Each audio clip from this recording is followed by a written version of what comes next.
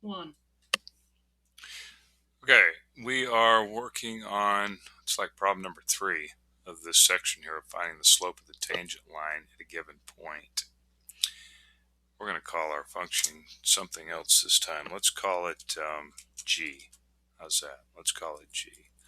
And this time we're going to do x squared. You'll see a little better now of what we're talking about on this tangent line. And we're going to be looking at the point 1, 1. So we're not going to be going too far out into the universe.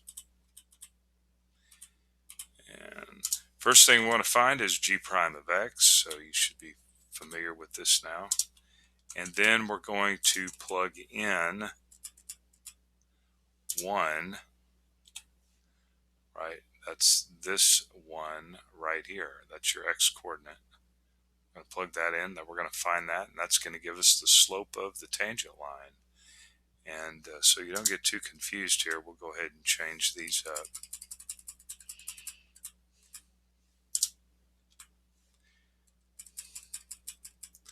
I think what we'll do now is we'll just bring up a picture. Let's bring up a picture here. I guess I should notice, or I should note that here we're using this graphing calculator I got from the web Chrome store, Mr. Technology it says. So I like it because it gives us the tangent line and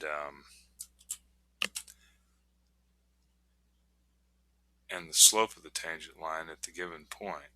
Okay, so this is the graph of x squared here. Now, you see this black line here, looks like some kind of toothpick or something. That's your tangent line. Okay, that's the tangent line. And as you can see, that d over dx, which is 1.7 in this particular case, that's the slope of that tangent line at that given point. It looks like x is equal to 0.85. All right.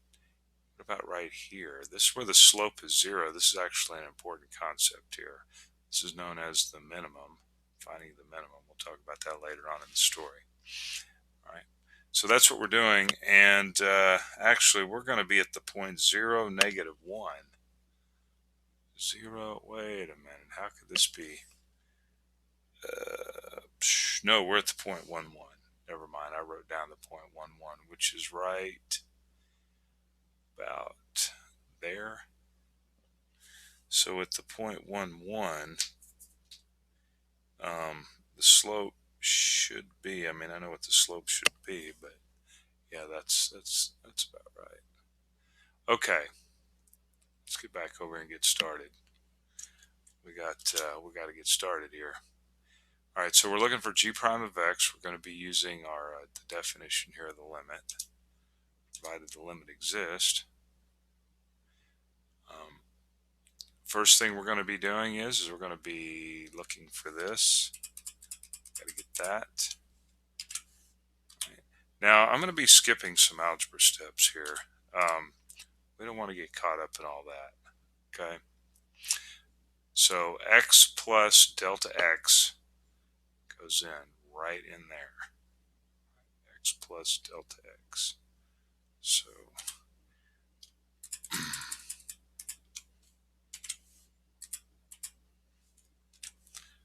right, and remember that is going to be squared. It's going to be squared.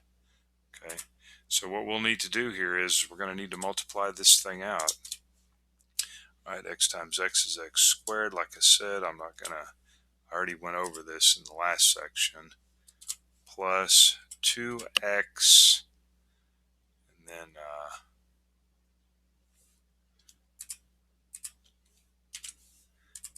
that 2x delta x plus, and I'm putting parentheses around this, delta x squared. All right, this is what we get when we multiply that out. Okay.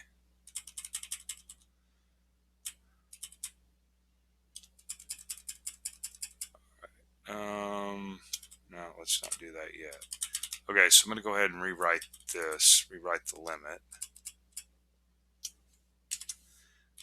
Go ahead ahead and rewrite the limit. Right, and now we'll go up here in the denominator.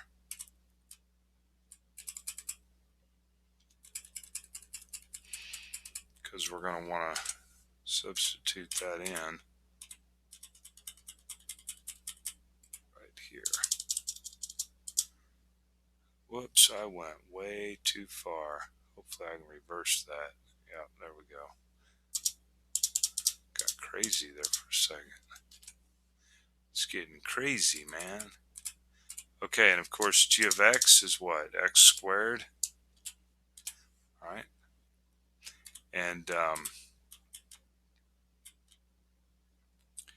think what we'll do next here is just rewrite all this.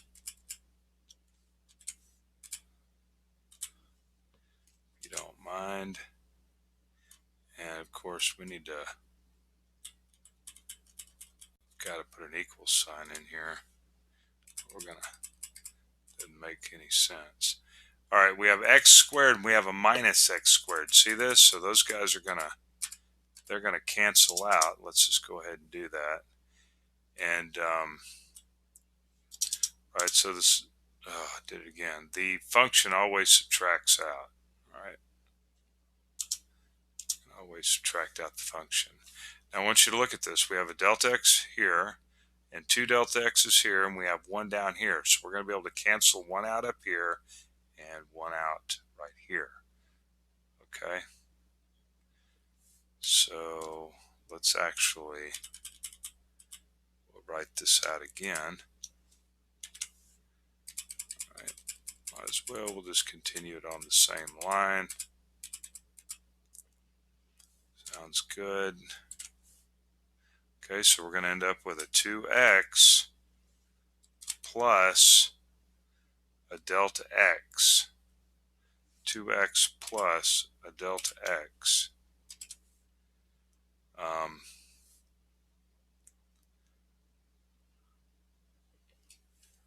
Hit the wrong key on that one. All right, 2x plus delta x. And now we go ahead and do our direct substitution, plugging 0 in right here for delta x. And we're going to end up with, I think I'll just continue this on the next line. So we're going to end up with, and I'm just going to go ahead and write an equal sign here. Okay, we're going to end up with 2x. All right, see that? It would be 2x plus 0. Doing the direct substitution, plugging 0 now directly in. We have 2x plus 0, but we don't need to write that. Okay. All right, so let's go back up here. So we know that the derivative is 2x, and now we're going to plug in 1 into the function, right? And that is going to be equal to 2. See that?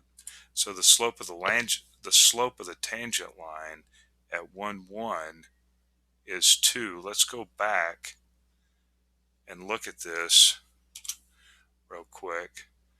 So we were at 1, 1, okay, and I'm going to try to get as close as I can here, but it doesn't look like the cursor's not going to really let me now. Anyway, but as you can see here, as I get to, yeah, it skips over it. Can't get that. Anyway, you can see here what the slope of the tangent line is. Okay, so that's how to find the slope of the tangent line. All right, I think this was problem number 3. So we got a couple more to go. All right, see you in the next problem.